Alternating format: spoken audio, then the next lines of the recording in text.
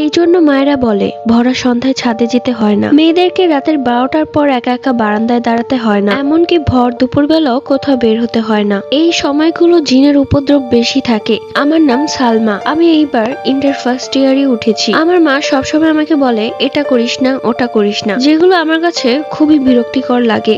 আমার মা আগের কালের মানুষ, তাই তো কুসংস্কারে ভরা। তো একদিন ভর দুপুর বেলা আমি বরাবরই আমার চেহারায় উপটান লাগিয়ে তারপর গোসল করি। উপটান হচ্ছে হলুদ বাটা, এটা বলতেই পারো প্রত্যেক দিন আমার একটা অভ্যেস হয়ে গেছে। তো সেই দিন আমার চেহারায় হলুদের উপটান লাগাই। তো আমি গোসল করে যেটা পরবো সেই কাপড়টাই খুঁজছিলাম, তখন আমার মনে পড়ে গেল কালকে তো মা সেই 3 পিসটা ছাদে ধুয়ে শুকা দিয়েছে। তাই আমি সেই অবস্থায় ভর দুপুর বেলা ছাদে চলে যাই আমার 3 পিস আনার জন্য।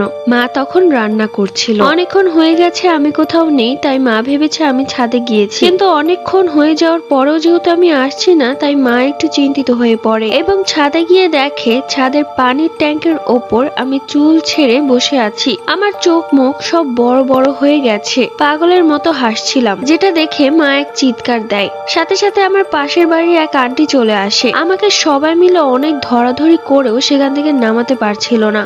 কোত্থেকে যেন আমার শরীরে এত শক্তি চলে এসেছে তা আমি নিজেও বলতে পারবো না। আমি সবাইকেই আঘাত করছিলাম। এক পর্যায়ে বিষয়টা বিগতিক দেখে আমার খালা দৌড়ে যায় মসজিদের ইমাম সাহেবের কাছে এবং তাকে নিয়ে আসে আমাদের বাড়ির ছাদে। তিনি আমার এই অবস্থা দেখে বললেন দুষ্ট জিন ভর করেছে। এরপর তিনি পানি পড়া পরে আমার ওপর ফু দেওয়াতেই আমি একদম শান্ত হয়ে যাই এবং জ্ঞান হারিয়ে ফেলি। আমার হাতে পায়ে সারা শরীরে অনেক খামচির দাগ ছিল, জানি না সেগুলো কে করেছে। যাই হোক, এরপর ধরাধরি করে আমাকে বাড়িতে আনা হলো এবং আমার হাতের কনিষ্ঠ আঙুল চেপে সেই ইমাম সাহেব অনেকক্ষণ দোয়া দুরুদ পড়লেন, কিন্তু আর কোনো কিছুই হলো না। তাই তিনি বললেন আমার ভেতর এখন কোনো জিন নেই। এরপর তিনি চলে যায়। রাত 12টার পরে আমার অবস্থা আবারও খারাপ হয়ে যায়। আমি পাগলের মতো হাসছিলাম আর সবাইকে আঘাত করছিলাম। আমার মা বাবা কেউই আমাকে আটকে রাখতে পারছিল না। এক পর্যায়ে তারা আমাকে ধরে খাটের সাথে বেঁধে ফেলে এবং সেই ইমাম সাহেবকে নিয়ে আসে। ইমাম সাহেব এবার আমার হাতের আবারও কনিষ্ঠ আঙুল চেপে ধরে এবং মুহূর্তের মাঝে সেই দুষ্ট জিনটা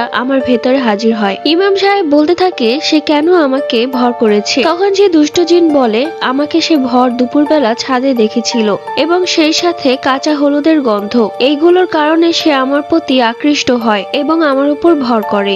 তো ইমাম সাহেব অনেক বোঝানোর চেষ্টা করে, কিন্তু সেই জিনটা বারবার বলছিল সে নাকি আমাকে নিয়ে যাবে। এক পর্যায়ে ইমাম সাহেব সেই জিনটাকে বোতল বন্দি করার ভয় দেখায় এবং সেই জিনটা ভয় পেয়ে যায়।